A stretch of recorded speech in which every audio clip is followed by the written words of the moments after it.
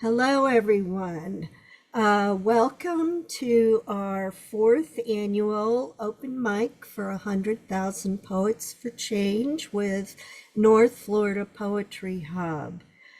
For the entire month of September in 2004, North Florida Poetry Hub is joining other communities around the world to participate in this movement to bring attention to subjects of concern to affect positive change in political, social conditions around the world, such as wars, violation of human rights, ecocide, racism, genocide, gender inequality, homelessness, lack of affordable medical care, police brutality, religious persecution, poverty, censorship, animal cruelty, and so much more than can be mentioned here. And this is your soapbox opportunity to voice whatever it is that you feel like you need to say, especially in these uncertain times. So to that end, North Florida Poetry Hub hosts this open mic each year as a platform for poets, writers, musicians, artists, and activists to get their message out.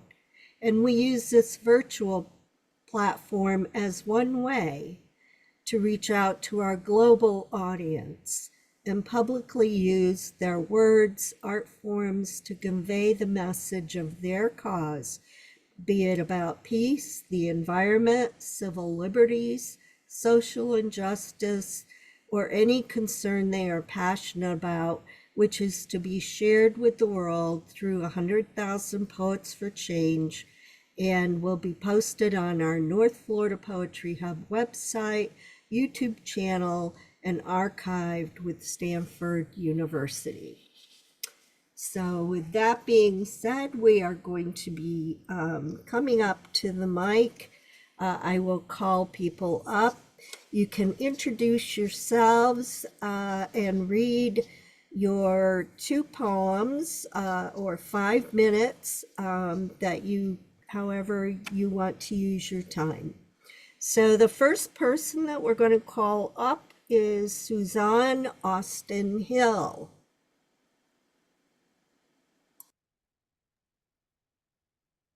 Greetings from Florida. I'd like to share 3 short poems with you today, and I thank you for your time and attention. Whenever you're ready to share the screen, Ruth, I'll be right with you.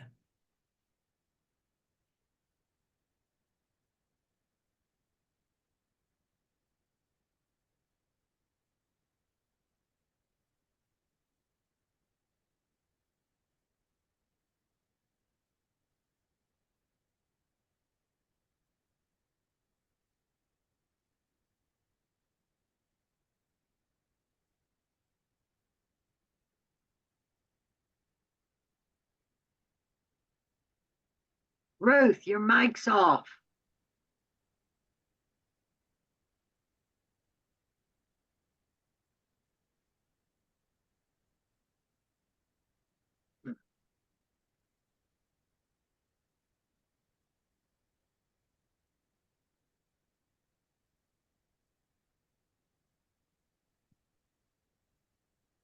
Thank you, Ruth. I appreciate that. The first poem, 84.4 million strong, in reaction to the report, Women Voters by the Numbers. It's a prose poem. We bring order to chaos, agreement to opposition, constancy to inconsistency, discipline to laxity, trust to suspicion, and kindness to animosity. But a cruel reality breeds a soul nightmare in my deepest slumber. As I wake and throughout the light of day, maybe things won't ever change.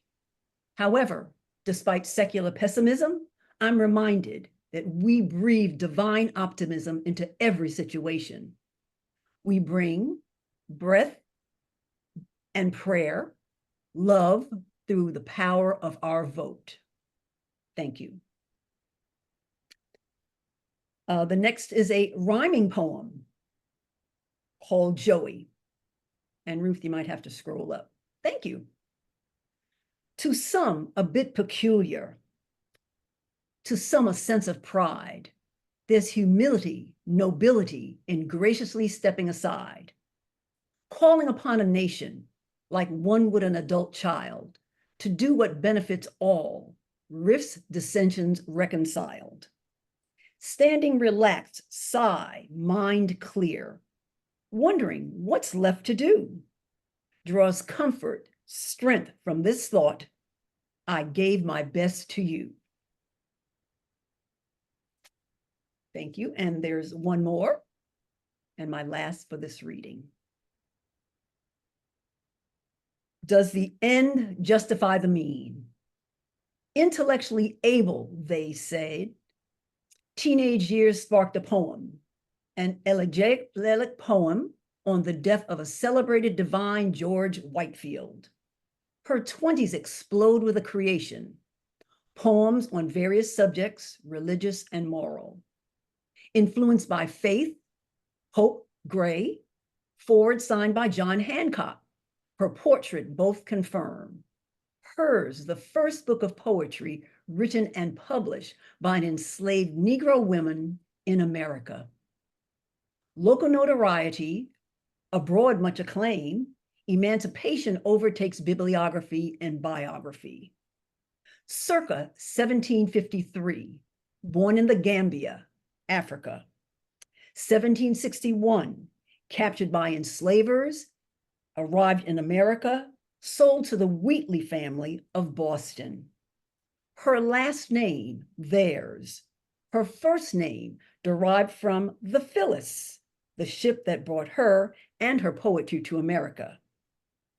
Phyllis Wheatley, bittersweet transport. Thank you.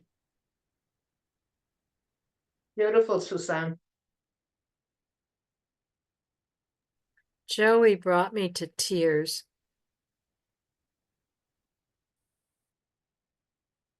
I appreciate your listening and certainly appreciate your comments. Thank you. Very nice. Thank you, Suzanne. All right. Next up is Sally Walkenstein. Okay. Hello, everybody. Happy to be here today. Thanks to Ruth always for everything she does. I live from New York originally, a school teacher and librarian, now living in Ponte Vedra and writing. My first poem is The Ruling Class. What happened to the days when teachers were trusted to teach and guide our young ones?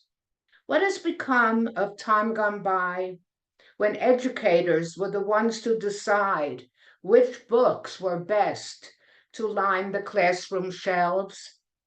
Remember when teachers were respected and the curriculum was based on honest renditions of historical facts?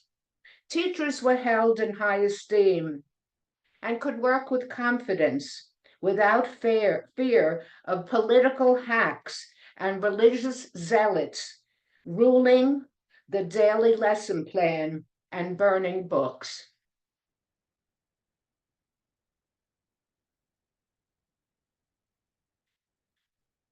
My second poem is Voting For. When election day rolls around, I will be proud to vote for our first woman president. I admire her outstanding qualifications and character. I will be voting for her. I will be casting my ballot for the women who came before her. I will wear white to honor the suffragettes whose brave actions afforded me this right. I will be voting for them. I will remember my grandma who wished to attend school, but who was bound young to an arranged marriage. I will be voting for her.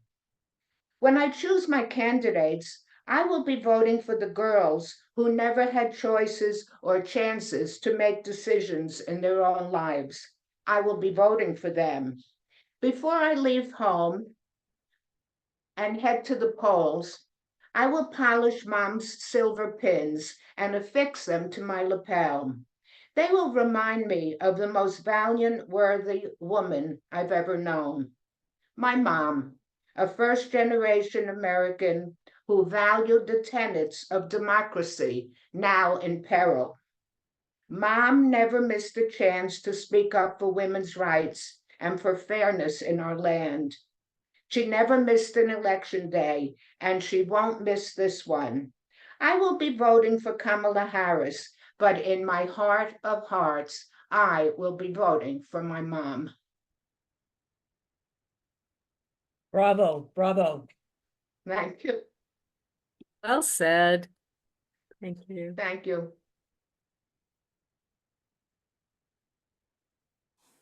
Thank you, Sally. Those are some wonderful poems. Thank you, Ruth. All right. So now, next person up is Michael Henry Lee.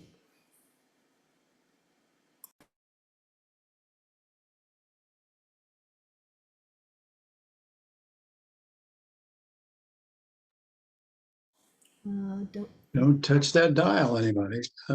Thank you for inviting me, and thank you for letting me participate with all these lovely ladies. Good afternoon. I'm Michael Henry Lee, Japanese poetry stylist from St. Augustine, Florida.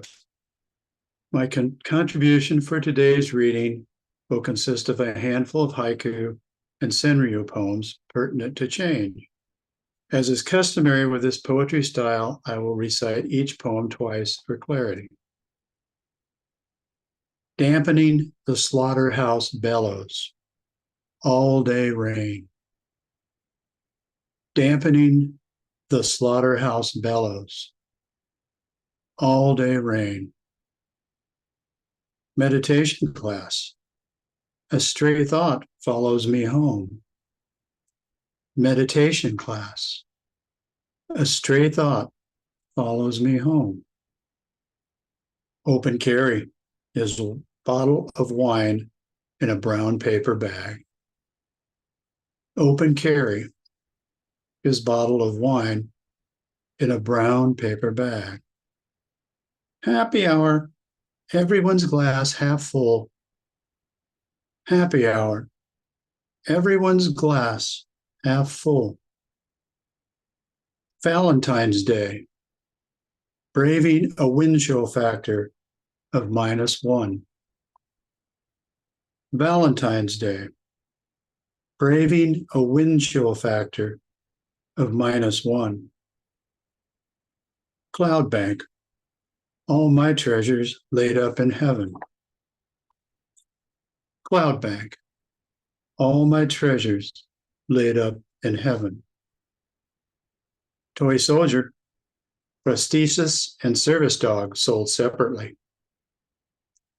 Toy soldier, prosthesis and service dog sold separately. Independence Day, free to believe otherwise. Independence Day, free to believe otherwise. Paper wasp, knowing the story won't end well. Paper wasp, knowing the story won't end well. And lastly, election eve, taking a knee in the cathedral. Election eve, taking a knee in the cathedral. Thank you. God bless. Peace and love, y'all. I love your haiku. Thank you so much. Appreciate that. Each one sweeter and more poignant than the one before. Thank you. My pleasure. Always a pleasure, Michael. Thank you so much. Thank you. Thank you, Ruth. Words of appreciate it. wisdom and wit. Okay, next up is going to be Sharon Skoll. Oh. All righty, I'm Sharon Scholl. I'm in Atlantic Beach. And Amanda Gorman gave this lovely, uplifting poem in the 2020 inauguration. And I thought, yeah, but that's not real. And here's my inaugural poem, 2020. We stand today in a riot's wreckage, on stones carved by slave labor, on land stolen from its residents. We pledge allegiance to a constitution written by the time's best minds for a people who despise intelligence. We promise freedom to seek truth for many people who believe lies and demand a fraudulent vote to make America great.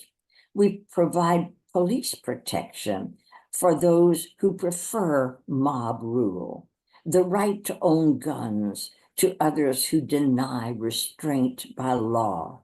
We guarantee the exercise of power in pursuit of their ideals to many who deny those rights to everyone else. Wow. Wow. Yes.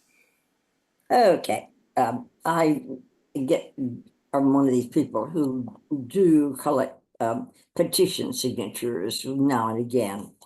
And this is about that, gathering petitions, signatures. The elderly, I can't forgive how they shuffle up, drooping like gray cranes poised on pollution, how they peruse the proposal and declare it futile. Too many defeats, too many passionate ideas gone to seed. They care too much about being fooled to care about being foolish. Whatever the idea, it will cost too much. I want to tell them, sign, because you have lost so much, because you enable the robbery, because you need to be angry. Sign, because you aren't dead yet. Wow. Yes, yes. Yes.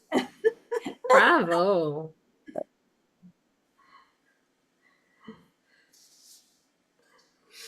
An Okay. activist still, Sharon. I love it. Love it. Thank you, dear heart. I appreciate it. Okay, our next reader is going to be Beth Ramos. Hi, everyone. I'm coming to you from Central Florida, and Ruth has my poems to share on screen.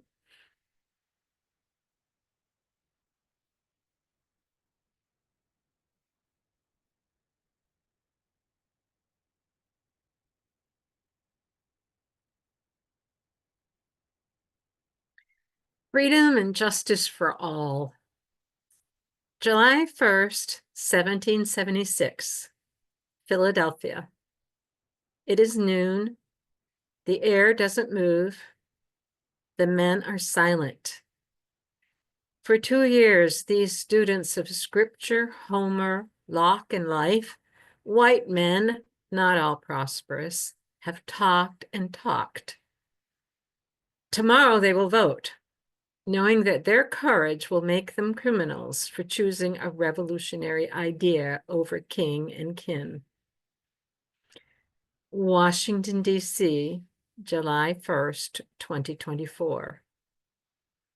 It is noon. The air doesn't move.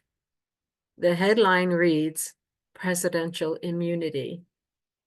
Was it all for naught?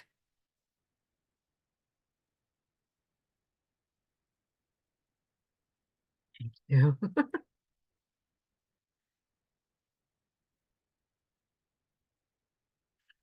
Oh, and my second one, different topic. The news is all about climate change. Mother Nature will survive. She always has. That's what women do. The earth is not meant for obstructing the natural flow of things. It is alive with species too many to know who will survive or not in their time. Evolution is Mother Nature's way of assuring that the world will continue despite our best efforts. Too true. Oh, yeah, yeah. Thank you.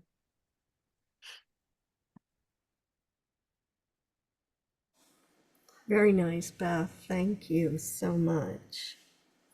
Thank you. Okay. And now we have Sipra Roy.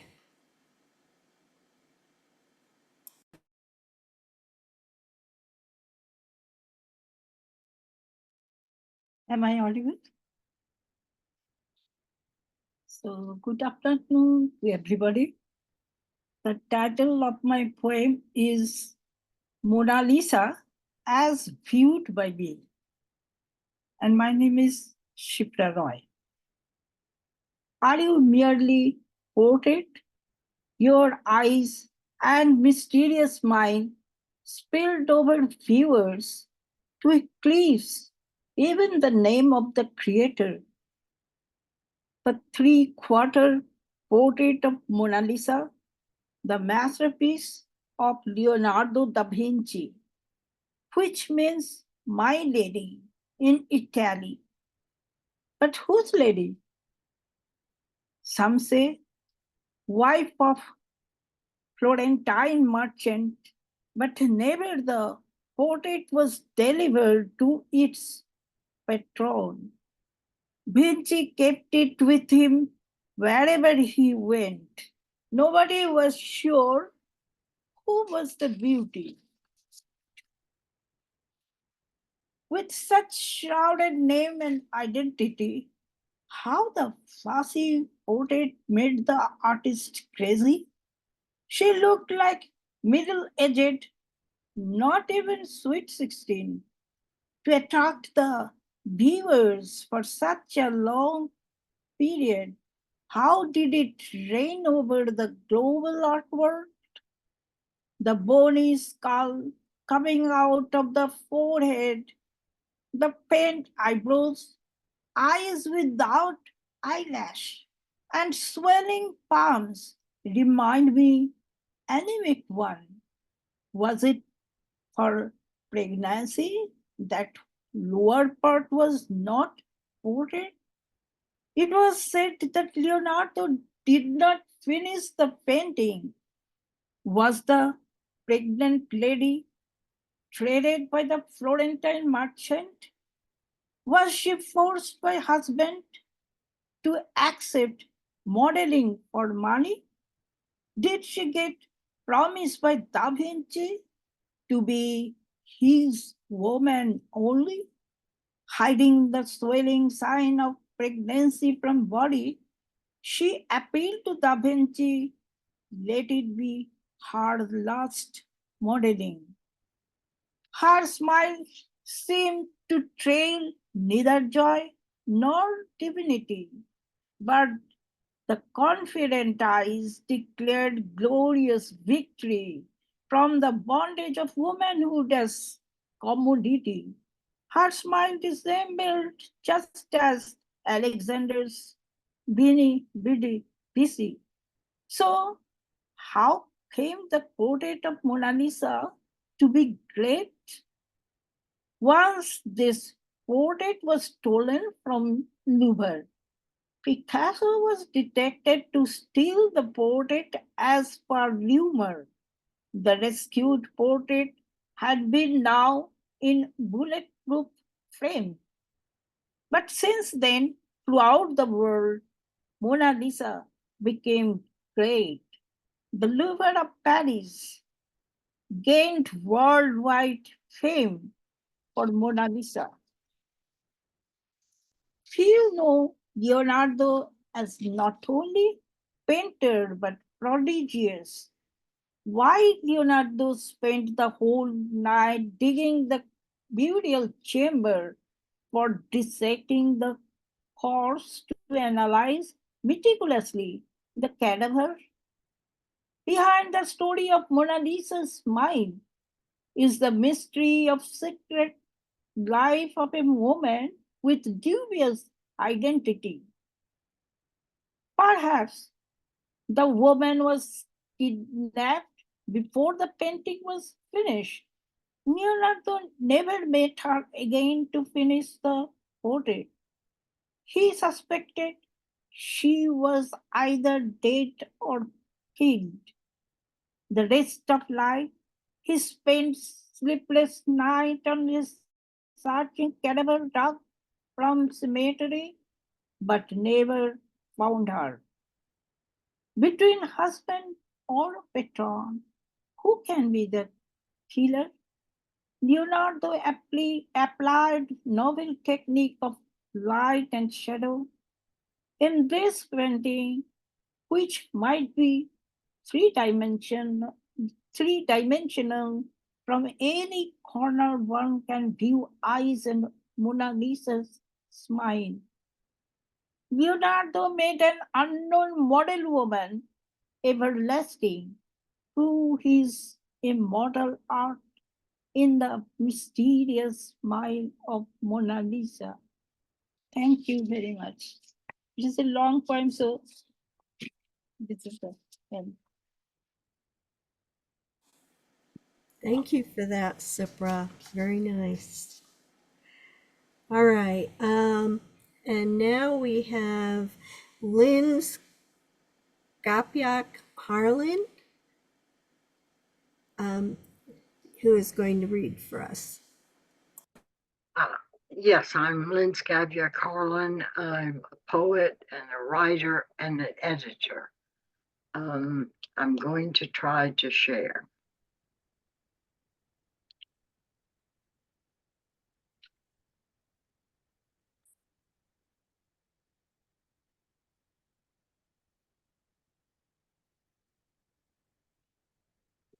Well, okay. How do I get this? You're all good. Okay, I can't see the whole poem. Can you, Ruth?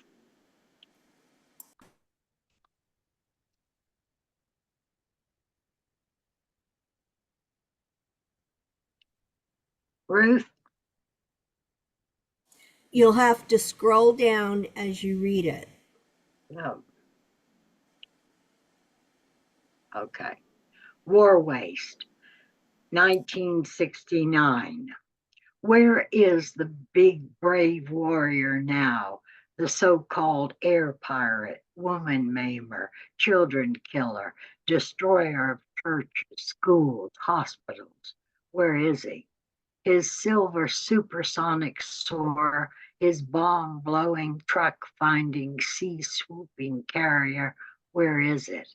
He, the educated engineer, architect, geologist, economist, turned bon vivant aviator. Where is he? 4 years ago, he flew fearlessly, proud of his mission, bragging, boasting of the air medals, the DFCs. He drank in Cuba, swaggered at Yokosuka, rested in Honolulu. He was proud. Mom, apple pie, and the red, white, and blue were with him. The Sam in the schoolyard shot him down.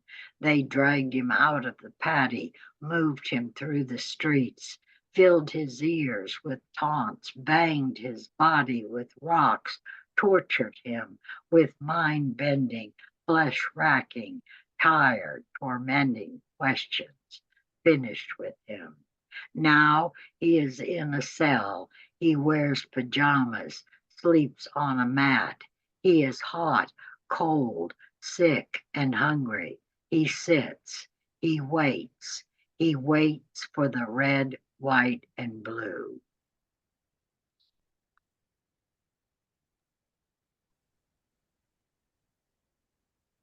Yeah, that's a hard one, you know. Sharon, I wrote that when I had you as a humanities teacher Mhm. way back then. That's a great poem. It's very poignant. Mm. Very poignant. Patriotic, very touchy. This next poem is what I think about nowadays. Anomi. This world is cloaked in anomi, conditions for happiness absent, no clear norms for social conduct. This leads to feelings of anxiety, hopelessness, no purpose, alienation. What is happening all around me? Future is bleak. Why should I try? I am safer here in my home alone. All reactions caused by lack of standards, breakdown of values in today's dismal, bleak society.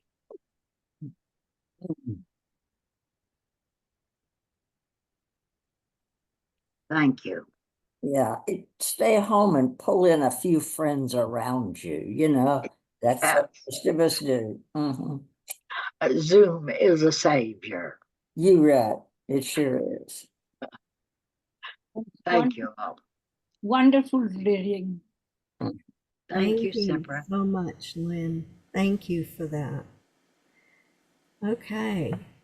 So next up is Chris Castle. My name is Chris Castle, and I live in St. Augustine, Florida.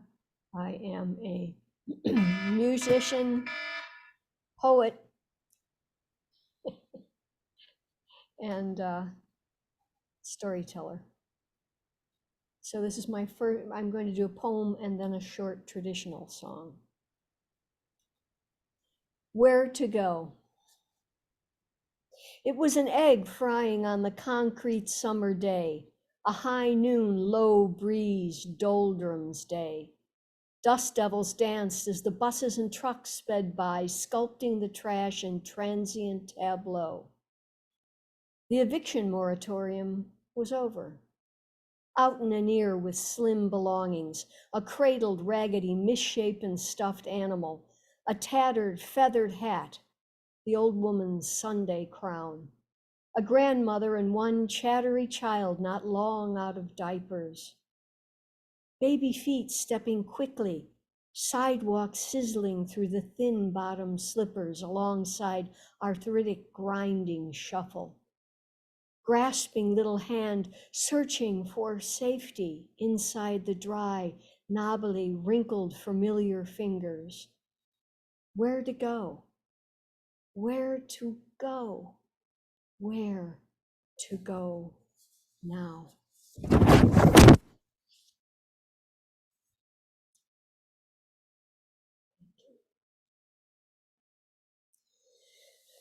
This is a traditional piece of music. With your drums and guns and guns and drums, hooroo, hooroo. With your drums and guns and guns and drums, hooroo, hooroo. With your drums and guns and guns and drums, the enemy nearly slew ya. Oh, my darling dear, you look so queer. Johnny, I hardly knew ya. Where are your eyes that were so mild? Hooroo, hooroo. Oh, where are your eyes that were so mild? Hooroo, hooroo. Oh, where are your eyes that were so mild when my poor heart was first beguiled? Oh, why did you run from me and the child? Johnny, I hardly knew ya. Where are your legs that used to run? Hooroo, hooroo. Oh, where are your legs that used to run? Hooroo, hooroo. Oh, where are your legs that used to run when first you went to carry a gun? Oh, indeed, your dancing days are done. Johnny, I hardly knew ya. Well, you haven't an arm and you haven't a leg. Haru, haru.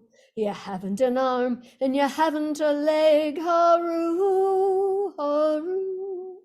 Well, you haven't an arm and you haven't a leg. You're eyeless, boneless, chickenless egg. And you'll have to be put with a bowl to beg. Oh, Johnny. Well, they're calling out the guns again, haru, haru. They're calling out the guns again, haru, haru. They're calling out the drums again, but you'll never take me sons again. No, you'll never take me sons again. Johnny, I'm swearing to ya.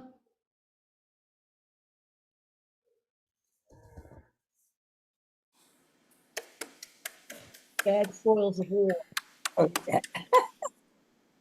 Beautiful, beautiful. Thank you. We always love Oh, your singing. Always love your singing. that's certainly a caustic version of when Johnny comes marching home. Wow. It's actually the original version of the song that was made in the East India Service, where people were conscripted Oh, yeah. and taken away, when the Irish were conscripted and taken away. And it's been made into, and what's unfortunate is it's been made into a Rah, rah. Yeah. hurrah song for war. Right. Okay. Thank you for the history, Chris. That makes so much sense. Okay. All right.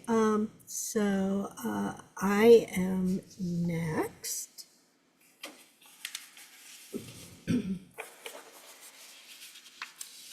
And I am a Ruth Van Alstyne here in Jacksonville, Florida. I'm president of North Florida Poetry Hub, which is a local chapter of Florida State Poets Association. Just to put in a little perk for our poetry group, we're a local group here in Jacksonville that meets online, and we have 2 poetry workshops a month. And you can find our members, which many of the people here are on and of, and we have bios on our chapter website, which is northfloridapoetryhub.org. And so my poem today is called Shout It Out. I'm dusting off the soapbox, taking up a bullhorn to call it out, to shout it out. For those who withhold a woman's right to choose for her body, for her body, her future, her truth. To call out conservatives wanting to turn back time, roll back civil rights, control young minds, whitewash histories, embrace their lies. The governments and groups who attack with resentment and entitlement in a world filled with hate and violence. I shout about the environment, our precious planet's precarious state, while resources and nature are devoured, besieged by fire, winds, storms, and drought. Our world fills up with more and more people who need food, clean water, and homes that are peaceful. There is so much to call out. There is so much to shout about. Thank you. All right. And I am also an artist in fluid acrylic paints, and I'm going to share one of my paintings with you today.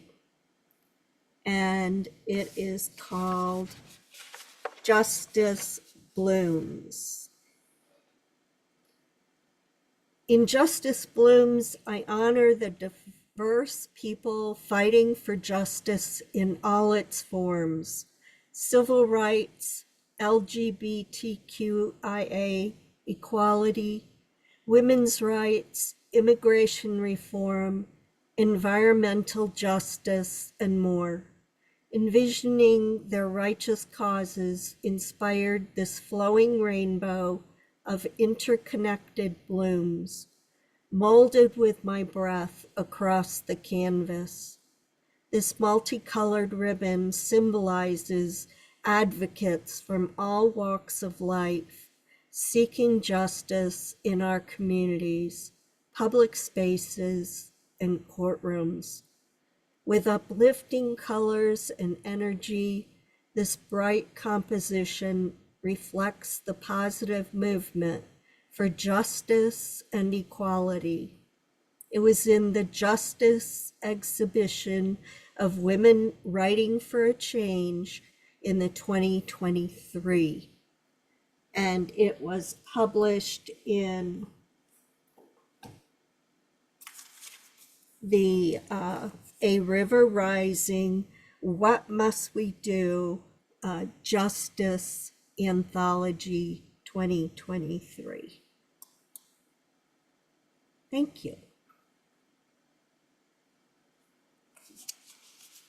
And so that wraps up our people that are here for today's open mic for 100,000 Poets for Change.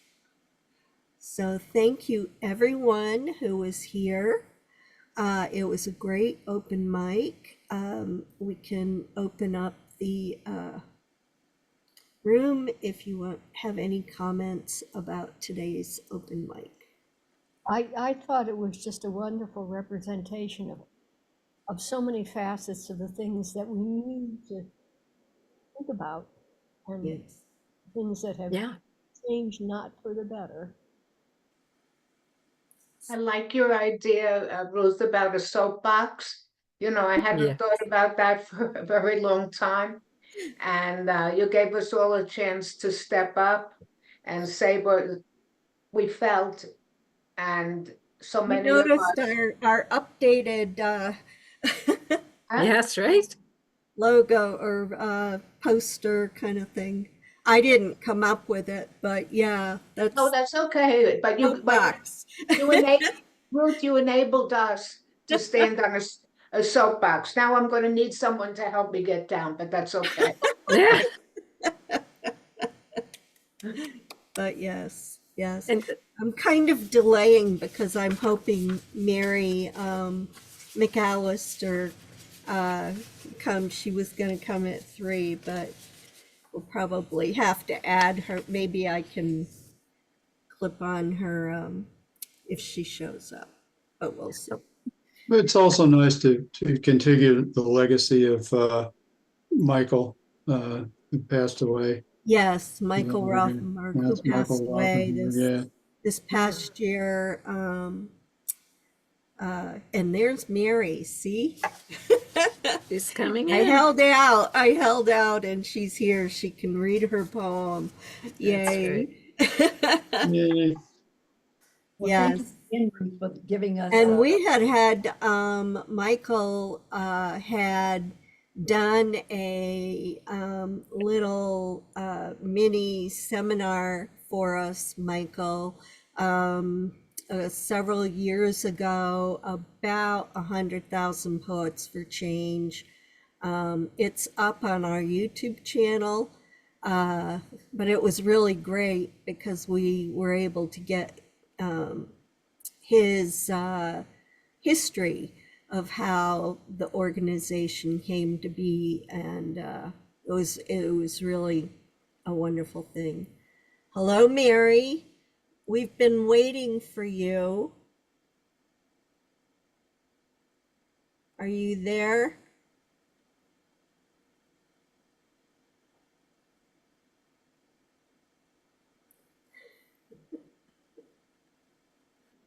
Uh-oh. Losing somebody. Mary. In the meantime, Ruth, I want to thank you for giving us this opportunity yet another year. And Yes. to piggyback on the soap opera idea, you presented it in a very safe environment. Yes. Well, thank you. These days to stand on any platform or any soapbox. So thank you again.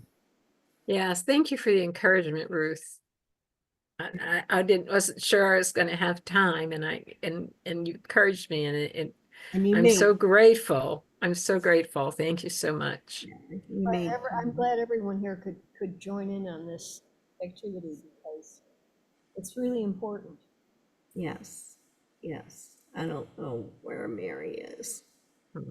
Mary, are you there? I'd like to thank everybody. I have to take off, but You have thanks. to, so much. okay. Come on, Chris. Yeah. Bye. No worry. Thank you for Thank you coming. so much, Chris, particularly the gift of song. Thank you. Okay. Wow. All I right. think, yeah. Well, I think she may be having technical difficulty. All right, so I'm going to close this out. Thank everyone for coming. And you all have a wonderful weekend. Just a reminder that next Saturday is there she is, It's Mary. our 100,000 Poets for Change in-person event at the Southeast Regional Library. So it's an open mic and an art show. So if you live locally or not, just let whoever is in your circle know that we're doing this, and encourage them to come to our live event. So it'll be a great time. I'm going to put it on my Facebook page. So if any Yes. of my neighbors, That'd be are interested. great. That's Yeah. awesome. That's awesome. Okay, so Mary is here. Yes, And Mary, we're ready for you to read your work if you have it. I have that one, yeah. Okay. Okay. So, I hate the hate that conquers all thought, that slays the dragon of reason to lie seething on the floor, oozing into everything. I hate the hate that comes from the black pool of ignorance to poke at untolerated difference and mock the quote other end quote.